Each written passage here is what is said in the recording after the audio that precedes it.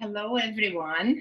Welcome to our special event today, Western Colonialism Examined, organized by Archer, American Romanian Coalition for Human and Equal Rights.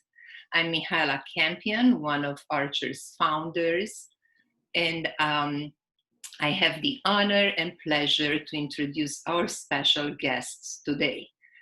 Douglas Nepandi is a professor and chair of the Department of Africana Studies at Metropolitan State University of Denver, where he teaches African politics and government, African history, African peoples and cultures, and research methods in Africana studies.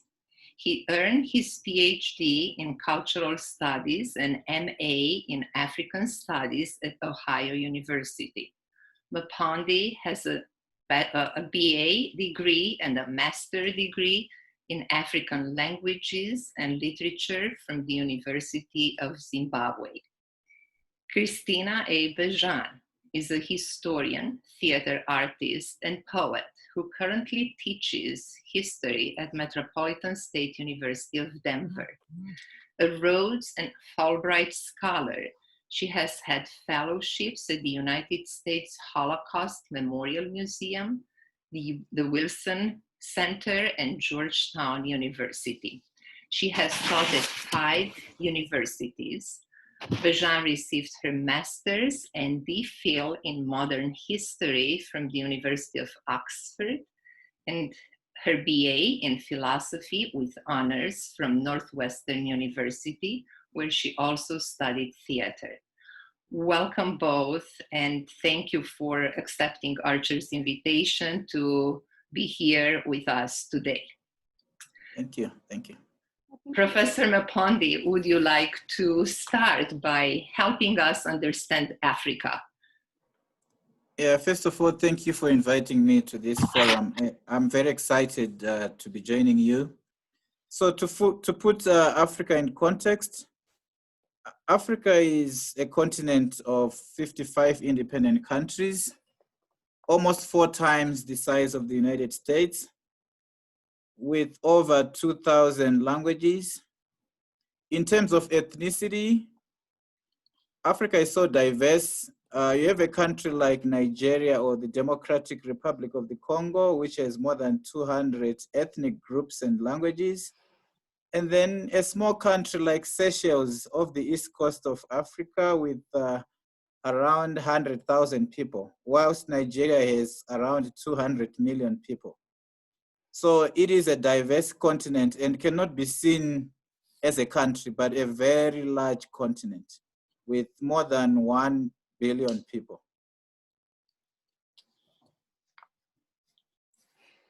So I would like to jump in.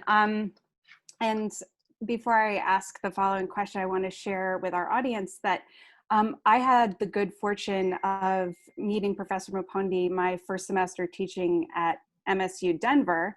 And I have been this past year teaching world history, and it was really, really important to me to invite faculty from Africana Studies. And it's our good fortune that Professor Nepandi agreed. And he was both semesters my students' favorite day of class. And so that is what inspired Mihaela and myself to organize this talk for the Archer audience, to try to hit on some of the points that really, really captivated my students during his visits. And so the next question is inspired by Professor Nepandi's biography. So he is from Zimbabwe, which is at the very southern east. I don't know if you can see the map very well, just above South Africa in Africa. And Professor Nepandi has seen the history of colonialism with his own eyes.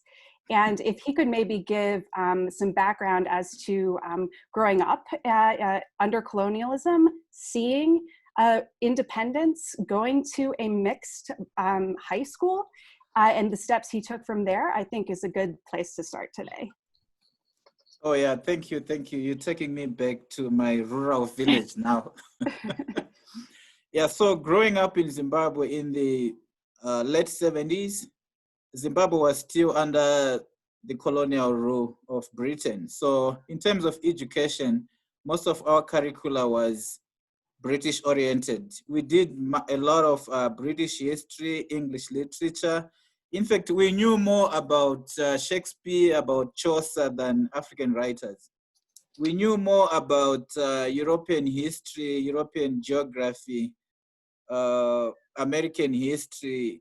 We knew more about the Mississippi than a stream that was across our school. So our curricula was meant to produce a very passive student who has to admire Western civilization. So when I was growing up in Zimbabwe, I went to, initially it was an all black school, but in high school, I went to a former group A school where there were a lot of white students. It was just after independence. So more than 50% of the students were still white. And it was difficult. It was a culture shock, in fact, for me to go to that school because I have never been to a school like that. And I was surprised to see how blessed they were in terms of textbooks, in terms of the classrooms themselves. But it was also a learning experience in terms of cultural grounding, cultural understanding. And that is when I began to understand the history of colonialism, because I was also majoring in history, but was now asking myself why we were doing more of European history than African history. So that's how I came to understand how European colonialism had affected our education system in terms of what was being taught in schools. I even majored in English literature. I knew more about European writers. I've already talked about Shakespeare, about Chaucer, about Dickens. We would memorize those verses from Macbeth,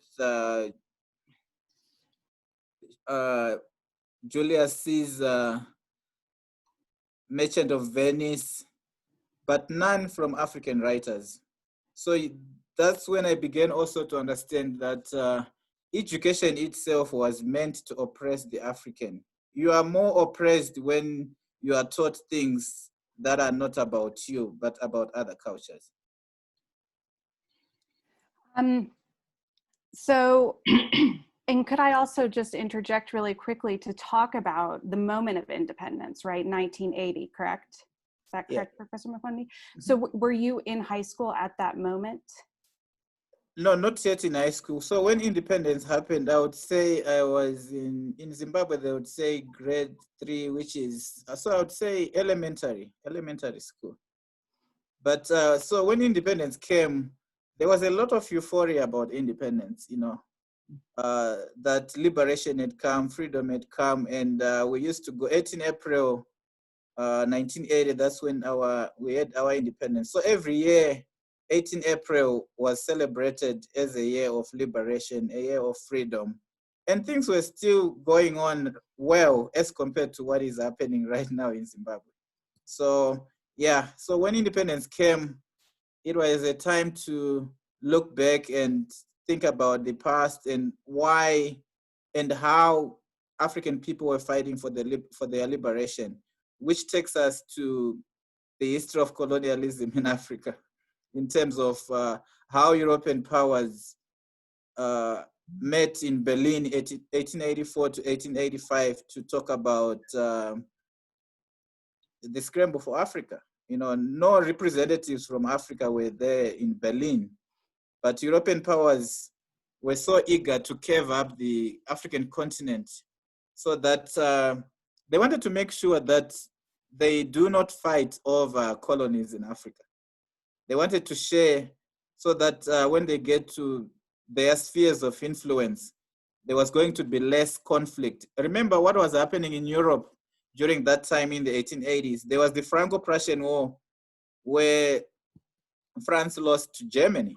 And so the British also came in and said to France, if you can be a friend to us in Africa, then we'll make sure that we'll be a friend against Germany. So there were also alliances that were forged in terms of carving up the African continent. And if you look at even the First World War in 1914, during that period, I think those of you who have had some European history, from 1870 to 1914, in Europe, it was referred to as a period of armed peace. Mm. Most European powers were armed, but there was no war. So it only happened with the Sarajevo assassination, and it sparked the war, but Europe was already in a bellicose mood. Europe was ready for war. Mm-hmm. Even the general population was waving soldiers when they were leaving for war. So people were like, they were ready to go to war. And I remember also reading about Lenin, who was the leader of the Bolshevik Revolution in Russia, 1917, when he said that the First World War was an imperial war. It was a war to fight for colonies in Africa, in Latin America, and Asia. So you think a lot about how the European countries were led by Germany through Otto von Bismarck to have the Berlin Conference. And Germany initially said they didn't want colonies in Africa. Yeah, Bismarck was saying, my Africa is in Europe, because Germany was the strongest European power during that time. So they were saying, our focus is on Europe, not in Africa. But because the conference was held in Berlin, Germany ended up taking colonies in Africa, which were repossessed after the First World War, because Germany was blamed for the outbreak of war in 1914. So colonies like Togo, Cameroon, Rwanda, Burundi, Tanzania, Namibia were under German colonialism during that time, but they were repossessed after World War I, because Germany was blamed for the outbreak of war at the Versailles Conference in 1919. If I can step in for a moment, what was very interesting to learn was that there were no African dignitaries present at the conference. Can you say a little bit more about that? Yeah, because the main reason for colonizing Africa was imperial. It was more economic than the other reasons they talked about, that they wanted to bring Christianity, they wanted to civilize Africans. And you begin to wonder, civilization started in Africa, and why would they go and civilize people who started with civilization? So you will see that the main reason was economic. Because of what I've already said in terms of how European countries were fighting amongst themselves, they needed more land and more markets outside of Europe. So Africa was an obvious inclusion in terms of also finding cheap labor. Remember, there was also slavery before that. So Europe had not forgotten about the potential they could find in Africa. So if you think about the geography or the geopolitics of colonialism, you see that most of the roads and railways were leading to the seas from the colonies. No railways or roads were meant to save Africans. They were meant to save the colonial system. So the issue of bringing civilization and Christianity were afterthoughts, but the main reason was imperialism. It was economic. Africa needed resources to sustain the Industrial Revolution. Remember, even the Industrial Revolution in Europe was successful because of slavery. Cheap labor, in fact, free labor from slavery. So it's not by coincidence that you see that when the Industrial Revolution in Europe and North America was taking place, that is the time that they were also having free labor from plantations using slaves.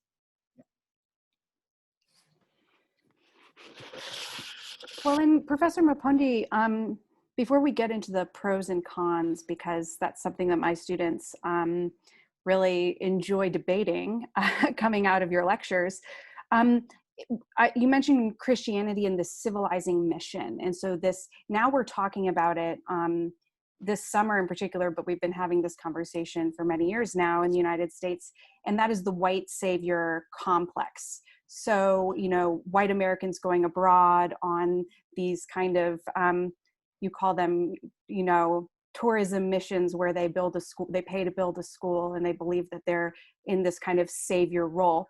So we clearly have not come out of that, unfortunately. And I was wondering if you could say something about how racism played into sustaining the colonial system in the 20th century.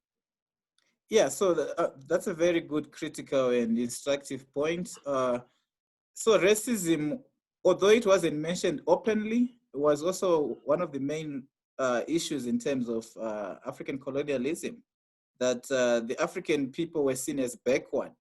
So they needed some kind of civilization from the Europeans, which is why I was saying that it's interesting that these people thought that they could civilize people who started with civilization, because Africa is the cradle of mankind. This is where the first human settlement was found. There is no evidence contrary to that. So in terms of civilization, it started in Africa, but Europeans thought that, no, that was not enough. They needed to introduce something better, that the way of living that Africans were experiencing was not to their standards. So they wanted to enlighten them, you know. And so, yes, the issue of racism was part of that, because the Europeans saw themselves as superior and wanted to teach Africans how to live their way. That is why even the education system ended up teaching Africans about Europe, not about Africa itself. So this psychological oppression was even more far-reaching than physical oppression, because once you oppress the mind, it's difficult to decolonize that mind. It takes a long, long time, because once it's taught in schools, then it becomes, you know, the authority. Even think about the United States. We talk about Christopher Columbus discovering America, but there were already Native Americans living in America for thousands of years, but he discovered a country where people were already living there. The same in Africa, in Zimbabwe and Zambia, they talk about the Victoria Falls as having been discovered by Livingstone. But the local people already had a local name for the falls, Mose Atunya, Smoke That Thunders. But Europeans came and gave it the name of Queen Victoria, because it was discovered by Europeans. So Right. yeah. It reminds me also what Frantz Fanon talks about in terms of the psychology of oppression, that once the locals are taught to admire a foreign culture, they will think that anything from outside is better than local things, which is what happened during the colonial period, because most of what was taught in schools was about Europe, was about Britain, was about France. We knew more about English literature, English history than local history. So once you admire a foreign culture, then it becomes the norm. You even despise your own culture. Yeah, and the way you expressed it in terms of psychological oppression and this oppressing the mind, which links to something you said earlier, which is top of my list to talk about today. We got here a little more quickly than I anticipated, but we should talk about it now, and then we're going to return to pros and cons. And that is decolonizing education. That is something that Professor Nepandi inspired me greatly this year to talk to my students about. And the way he shared when he visited our classes, precisely what he said today, which is decolonize the mind. Let us get outside of these, European perspective limits, sources, and the storyteller, the European man, being the storyteller who writes the history books. Let's get away from that. And we're finally in the United States actually engaging in this conversation in higher education of how we're going to decolonize our classrooms. And for me, as a history professor, what that looks like is really seeking out and including primary source material that is not written by a privileged white European man. And those sources really are there. And I found that my students are really, so far this year, they've really gravitated towards these perspectives, these stories that you might not have heard about until now in the American educational system. So that's what Decolonized Education is about.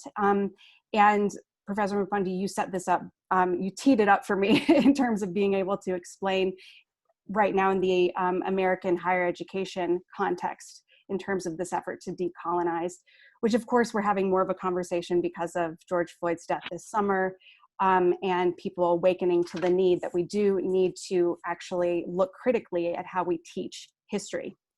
But I do want to include the discussion about pros and cons, because I think that I don't want to assume anything here with our audience, but I think that we all have a lot of empathy in our hearts and can see the cons that you've highlighted so far, Professor Nepandi.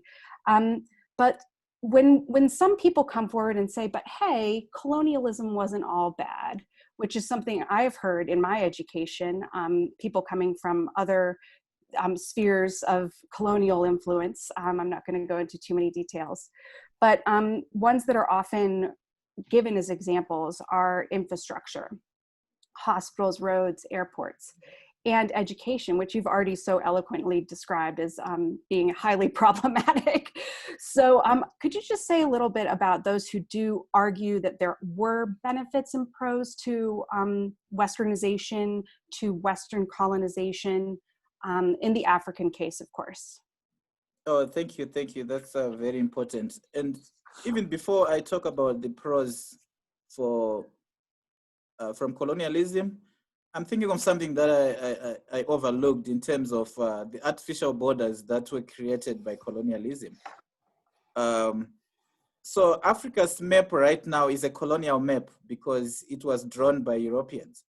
And we have a lot of border conflicts, issues that came as a result of the borders that were drawn by Europeans, which brought together people who used to be in conflict were now belonging to the same state. And it also broke up families because they drew their borders arbitrarily. So I can give you a case of Zimbabwe and Mozambique, for example. In eastern Zimbabwe, when you cross the border into Mozambique, you will still hear people speaking Shona, which is spoken in Zimbabwe. And you begin to wonder, why is this happening? It is because of that artificial border. So these people who speak the same language, whether they cross into Zimbabwe or into Mozambique, culturally, they are the same. But in terms of statehood, they belong to two different states with different rules and requirements. But they are the same people in terms of culture. I think Mexico and America would also be a good example. When you cross the border into Mexico, and let's say you're in California or in Texas and you hear people speaking Spanish, it is difficult to draw a line where it starts and ends because it's a cultural relationship. But in terms of statehood, if you're an American and you cross into Mexico, then you have to follow the Mexican rules, Mexican laws. If you're a Mexican and you cross into America, then you have to follow the American rules. So what I'm trying to say is that these artificial borders are a colonial creation. So modern states, whatever you think about, were created as a result of conquest, as a result of colonialism. But going back to the argument that but Africa benefited from infrastructure, from education, from roads and railways, I would argue that those infrastructure and roads and education were meant to save the colonial system. That was their main role. They were not meant to save Africans. They were meant to sustain the colonial system. The fact that they remained after the liberation struggle was coincidental, but they were not even meant to save the Africans. They even created problems because when the Europeans left, Africans were not able to use them because they were not meant for them. Those are the problems. The colonial legacy, I would say, is a big problem in a lot of African countries, especially when you think about education, because the education was meant to save the colonial system. That is why we were learning more about Europe than about Africa. So yes, we can talk about the pros that we had airports, but those airports were not meant for Africans to visit each other. Those airports were meant to transport resources from Africa to Europe. When you look at the roads, the infrastructure, most of them were going to the sea because it was all about exporting them from Africa to Europe. There were no roads or railways that were built so that Africans could just visit each other. You know, there wasn't that luxury. It was all about business. So yes, we've had those infrastructures and roads, but they didn't save the Africans. Mostly they were saving the colonial system. That they were left after the colonial period, yes, because they were there to save a colonial system, to sustain a colonial system. Even when we think about agriculture, for example, a country like Zimbabwe ending up being a one-crop economy because they wanted tobacco to export to Europe. People would starve because they couldn't grow maize, they couldn't grow corn to feed themselves. They had to grow tobacco because that was the crop for profit. So we might look at the pros that Africans needed, the infrastructure, but those were not meant for them. You know, think about somebody eating in a restaurant and then leaves something for you to eat because you are hungry. You don't have a choice. You end up even going to the trash can to look if there's some food. That's how the system of colonialism worked. I think that's very persuasive. Mihaela, do you want to chime in about the? I need a deep breath. Yeah. Because of empathy. I would like to hear from you, Christina. How would you transport these concepts into Eastern Europe? If you have any thoughts about any similarities or a parallel between Western colonialism and what was happening in Eastern Europe? Well, there are a number of parallels, but I think the one that's most obvious really is this, it really is the same word in the Romanian context, which is Westernization. And I'm going to point Romania out on this. I don't know how well you can see it. No, there's Europe. Romania is in the far corner down here in Europe.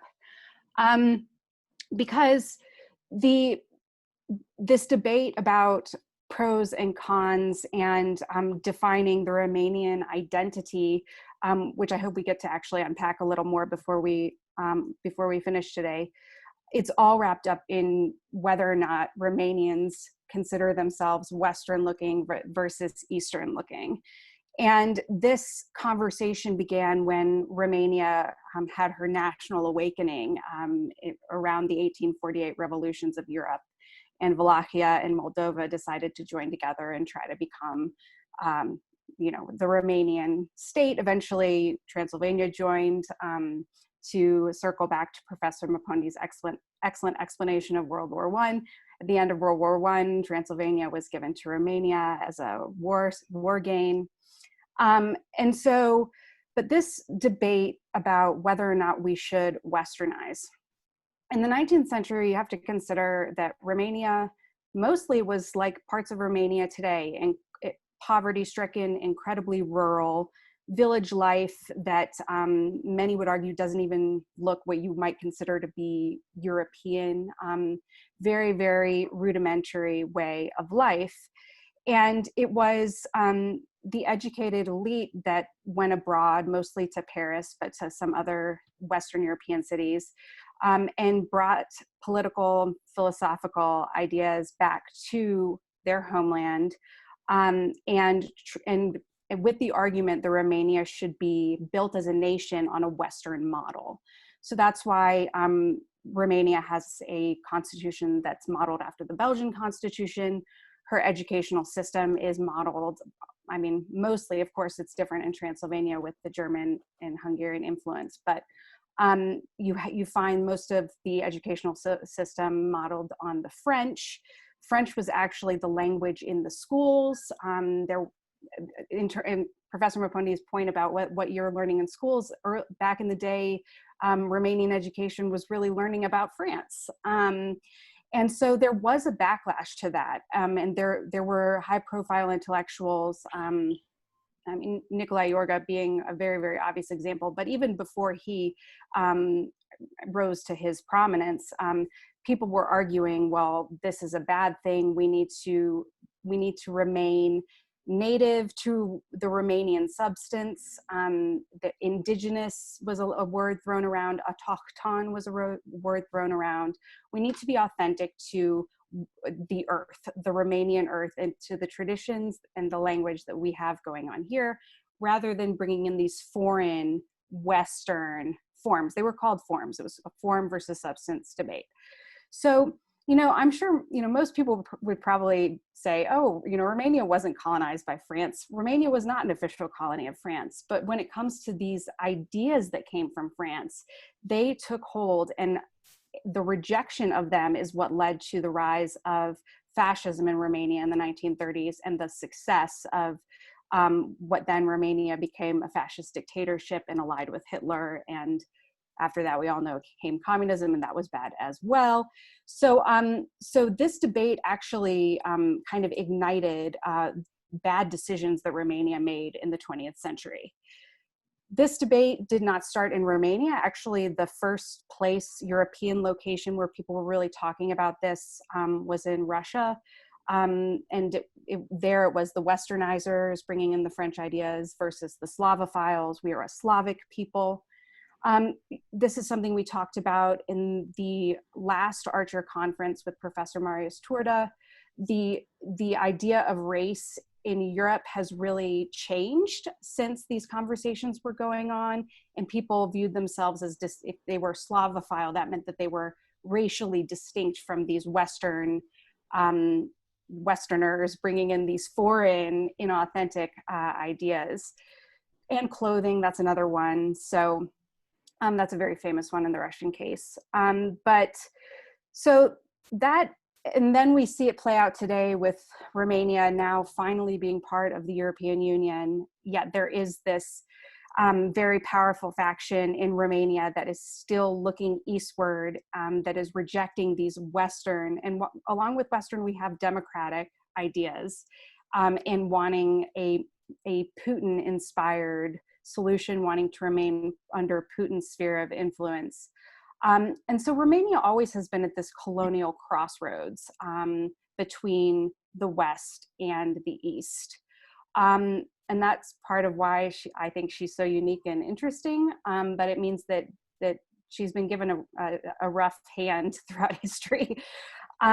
So that's how Westernization plays in. Another thing that we mentioned when Mihaela, you and I spoke yesterday, was this concept of nationalism. And I think that this ties beautifully back to the way Professor Nepandi explained, because I think it's hard, we kind of take nation states for granted.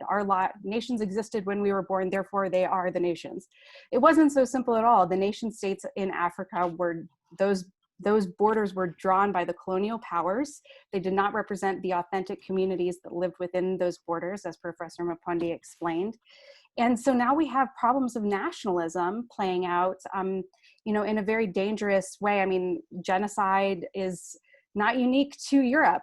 We have cases of genocide in Africa over these border disputes and language and ethnicity disputes. And also nationalism, again, same story in Europe,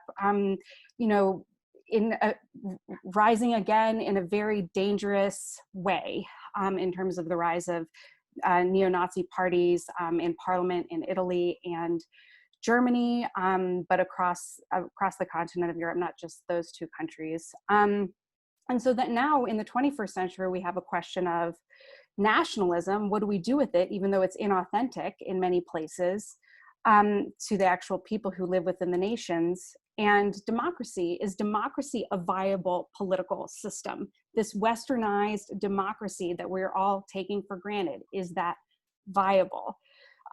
So I'm gonna pass the baton off to Professor Nepandi. Do you have anything to contribute to that in terms of nationalism and democracy in Africa? It goes back to the European nature of African states, you know, that in terms of their creation, these are creations from Europe. Like I was saying, before the Europeans came, there were kingdoms that didn't have the borders that were created by Europe, in terms of them being so defined in terms of spheres of influence. So I think that is why we have a lot of problems in democratic transitions in Africa, especially with the winners take all mentality, which wasn't the system in the pre-colonial kingdoms. So you find that people are contesting for power, and when they lose, it's difficult to accept because democracy is a culture. So I think even when you think about how American democracy has been exported to other countries and how it has not worked, examples are Iraq and Egypt, where elections were held the American way, but just after the elections, there is violence going on, and you begin to wonder, what is the problem? The problem is that it's something that is imported from outside and doesn't align with the cultures of those people. So it's difficult for it to work the way it works in Europe. But you will see that even after independence, European powers still wanted to control these African colonies in terms of who should be the leader. That is why you see, if there's a problem in Mali, for example, the French are the first to be there. If there's a problem in Zimbabwe, the British are the first to be there. The same if there's a problem in Mozambique or Angola, the Portuguese are the first to be there, because they still have the interests that started during the colonial period.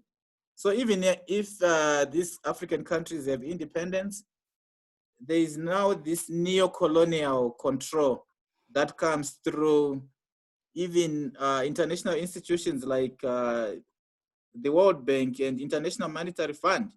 You know, they come through the aid system that they want to help these countries solve some of the things they refer to as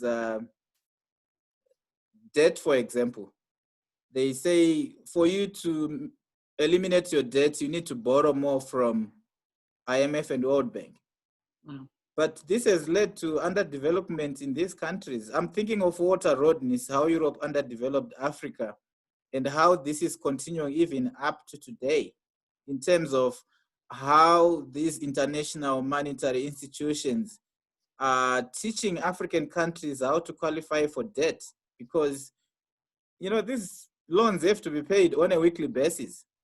I'm thinking of Zimbabwe struggling to pay the billions that it owes from IMF and World Bank. So instead of developing these African countries through aid, it has even impoverished these countries.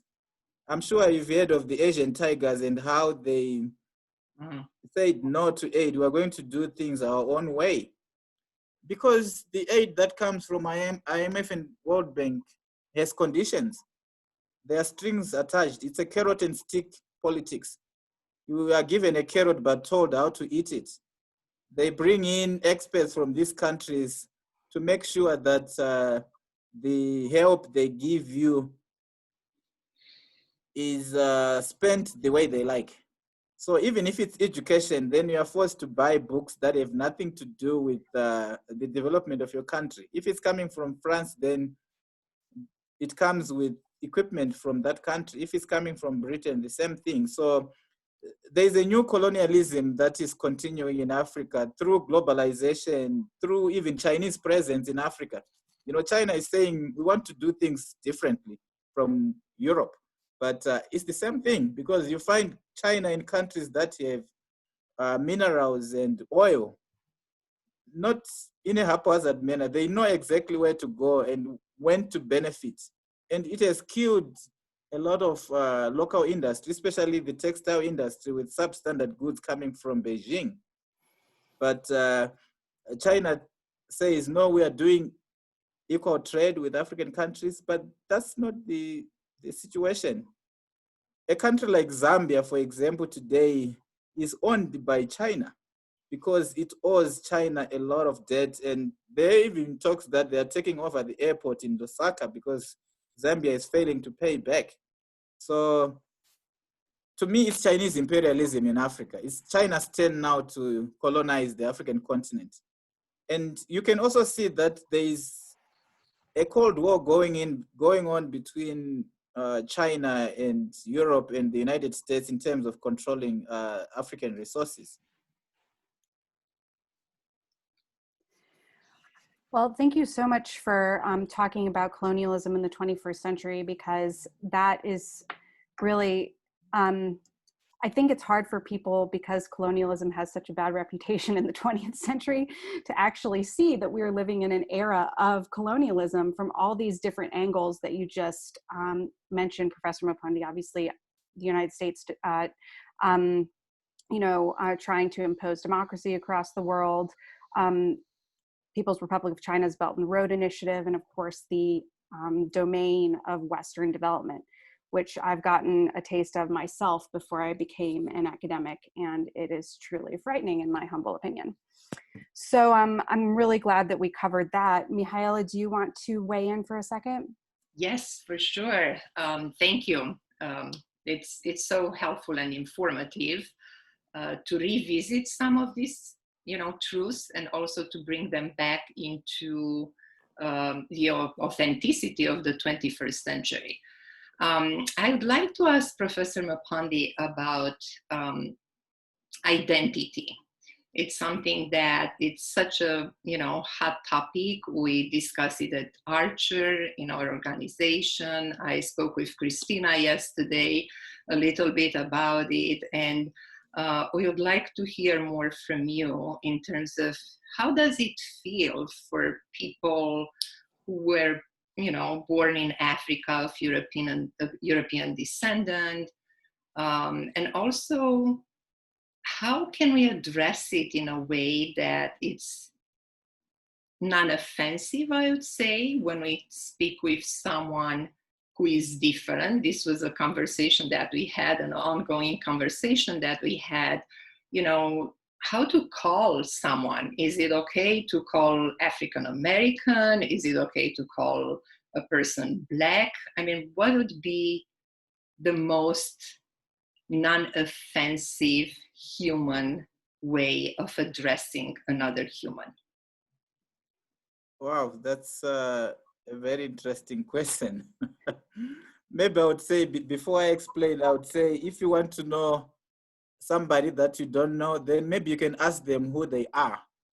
It's easier that way than to assume that they belong to a certain group when they don't. I've had so many cases. I've been in the US for 20 years now, and I've been given so many identities. Are you from Ghana? Are you Nigerian? Are you from the Caribbean? And so you think about it and then say, oh, so when people look at me, they have in their mind where I already come from without even asking me who I am. So when I talk about issues of identity, identities are fluid, they are not fixed. So when you talk about a person of European descent who is born in Africa and consider themselves African, that's how they want to define themselves. Because let's not forget that location is also important when you talk about identity.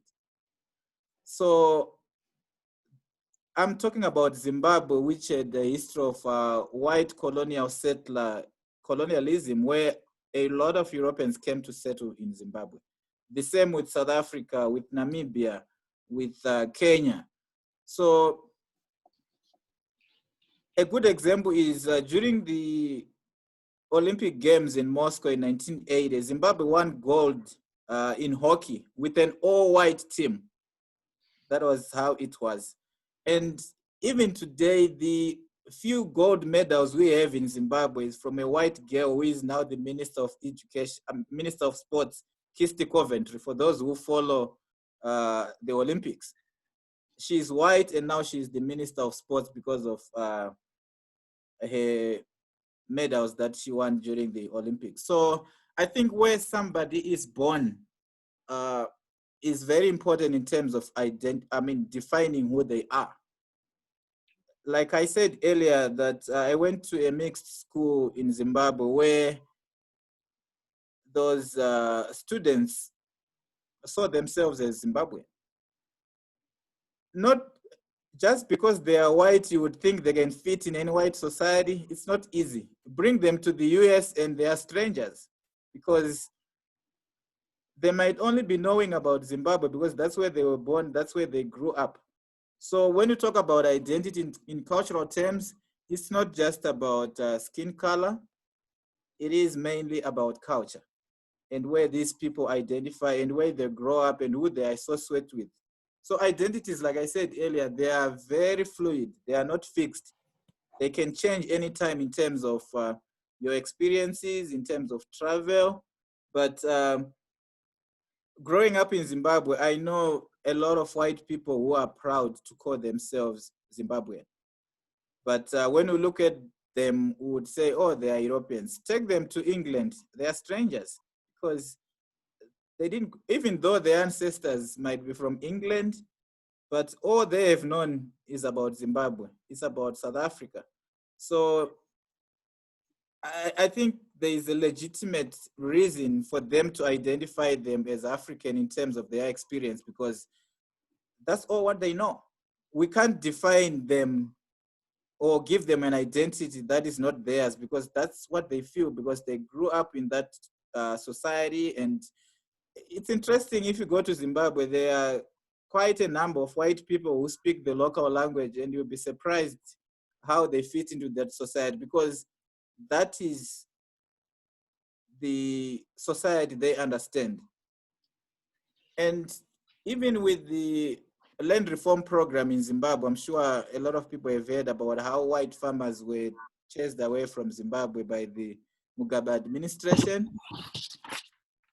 That was home for them because they were born in Zimbabwe, grew up in Zimbabwe, attended school in Zimbabwe, and culturally, that's where they belong.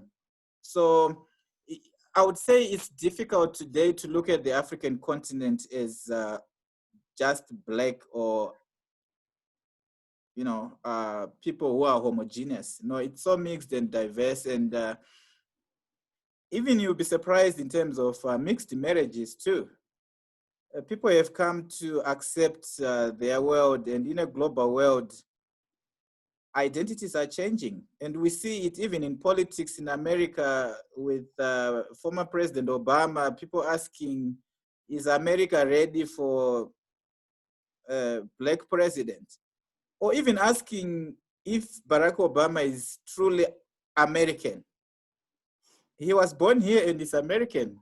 Take him to Kenya, he's a visitor. It's he's foreign. So it's the same with white people born in African countries. They see themselves belonging to those countries. But politically, when politicians want to make cheap political points, then they refer back to their ancestors in terms of how they came to the African continent and that they don't belong. But for them, they see themselves as belonging to those countries because they were born there, they grew up there, they went to school in those countries. It's the only place that they know. Thank you. And then maybe going back to also the issue of African American and Black. It's only when I came to the United States for graduate school when I started realizing that I'm African, because that's when I was being asked about it. When I was back home, that question didn't come up because I was among my people. So it wasn't a big issue. But when I came, you would think that people think I know about all what's happening on the African continent. 55 countries, there is no way I would know about what's happening throughout the African continent.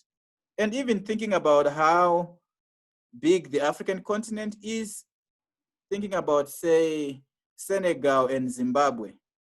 And I'm sure if you're coming from Washington, D.C., you would get to Senegal first before somebody who is leaving Senegal for Zimbabwe reaches his or her destination. So the African continent is so huge that it's not even possible to know everything. Even when I teach an Intro to Africa course, it's difficult to cover everything because there are a lot of things to talk about. But going back to the question of identity, identities are so fluid and always changing. They are not fixed. Thank you. Christina, would you like to add anything to this question? Well, I love what Professor Nepandi shared in terms of we should feel free to ask people who they are and to this. You mentioned Washington, D.C., Professor Nepandi. I spent a little too much time there. And the question is always, what do you do? Rather than, you know, what do you like to do? Or who are you? Or where were you born? Where are you from? Nobody cares about any of that stuff. So I think that just as, you know, definitely in the United States, we need to shift society and culture in the direction of who are you? Define yourself. What makes you tick? What do you like? And, you know, that has to do with, you know, ethnic, racial, linguistic identity, but it also has to do with, you know, your dimensions as a human being. And I think the older I get, the more I feel that I'm going to be unapologetically myself in all of my dimensions, even if they're complicated and American and Romanian and now Coloradoan. So I agree. And with fluidity comes being flexible and open-minded. And even this past week, I've seen a lot of people who express themselves on social media. It's my way or the highway. And that's not going to get us anywhere as a society. We need to be able to listen, have empathy, change our vocabulary, maybe even change our point of view in order to create a better world. I know that's very idealistic, but we do our best. We do our best for that. Yeah. To just add on what Christina said, especially with what is going on globally with protests on systemic racism, it has been so inspiring to see that people from diverse backgrounds are coming together to fight for, you know, racial equality or cultural tolerance or cultural awareness.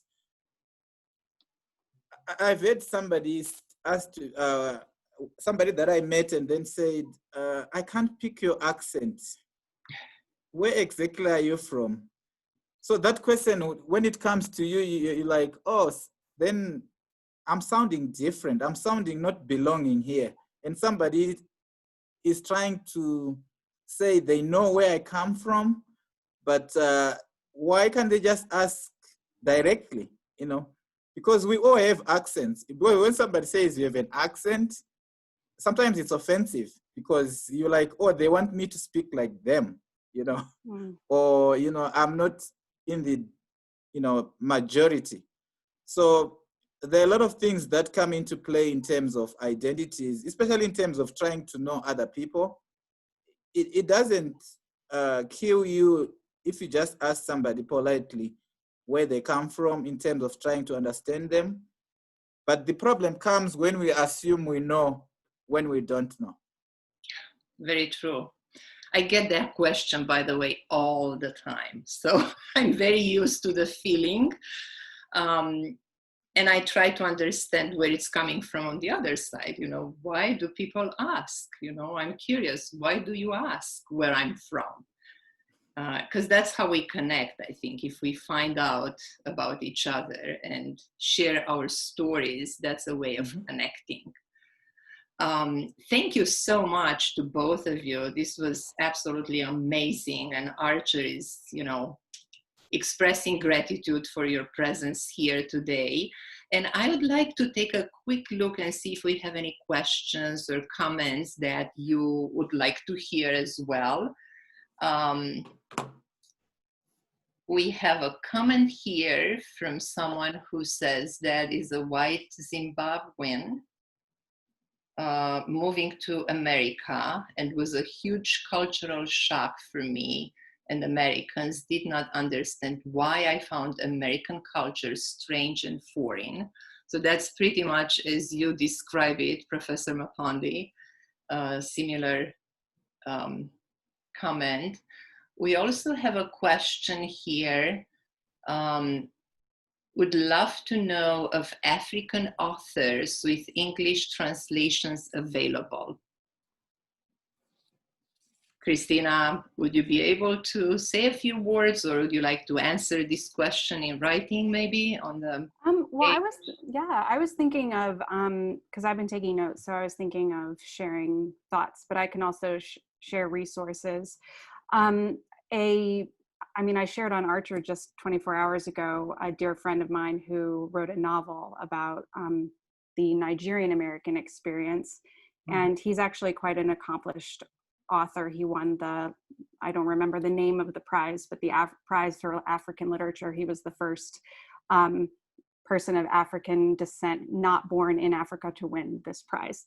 So I'll share Topay's book again, but I will also share some other ideas. And Professor Nepandi, I am sure you have more insight into this than I do. Yeah, I'm thinking of well-known African writers whose works have been translated into other languages, like Chinua Achebe from Nigeria with his Things Fall Apart. I know it has been translated into so many languages. Ngugi wa Thiong'o from Kenya. He has written a lot of novels that were also in Kenyan languages, but translated to European languages like Germany, I think. We have a Zimbabwean writer called Tsitsi Dangarembwa. She wrote The Nervous Conditions, and I know it has been translated into other non-English European languages. And especially with the way that most of these books are now taught in European schools, you'll find a lot of African authors whose works have been translated to other languages. Especially African female writers have been so vocal in the past decade in terms of bringing up issues on the African continent. I'm thinking of the Nigerian writer Chimamanda Adichie. She wrote Americana. It's a very interesting book that talks about the African diaspora and their experiences. We also have a Zimbabwean female writer who was also educated in the United States. She wrote a book called Zenzele, A Letter from My Mother by Nozipho Maraire. So there are so many African authors whose works have been translated into European languages. Thank you. That's very helpful to know. Any closing comments? Well, I'll let Professor Nepandi have the final word. I would like to share that this has been such an honor. Thank you so much, Mihaela, for creating Archer and for inviting me to recommend people that I admire, such as Professor Nepandi, to come speak to us. And thank you, Professor Nepandi. My little piece of sadness going into this online teaching year is that I won't be able to invite you to come to my class in person. And also that I'm not teaching World this year, so I won't be able to invite you to come virtually. But I always learn so much from you, and I'm honored to be your colleague. So thank you so much for coming today. Yeah, thank you so much, Christina and Mihaela, also for inviting me. When I saw the email from Christina, I was like, I don't think I can turn it down because I also enjoyed coming to your class and, you know, interacting with your students. I always look forward to that, especially speaking to other students that are not from your class. It's always interesting. So it was an honor for you to invite me to this conversation, and I really liked it. It refreshes some of the things that I'll be thinking about, but to hear it from other perspectives also helps me learn a lot. Thank you. Thank you so much to both of you. It's been an honor for Archer and me personally. And I would like to ask everyone who watched live today, who were here with us today, if you have more questions or comments, feel free to continue to write them. Christina and myself will take a look and respond. And we are going to close today, and hopefully, you know, you'll join us in the future for other events. And again, thank you so much, Professor Nepandi and Christina. And we wish you good luck in the new, you know, school year, starting soon. And keep us updated with more information about what's going on in the human's history. Thank you so much. Thank you. Goodbye, everyone. Bye-bye. Thank you.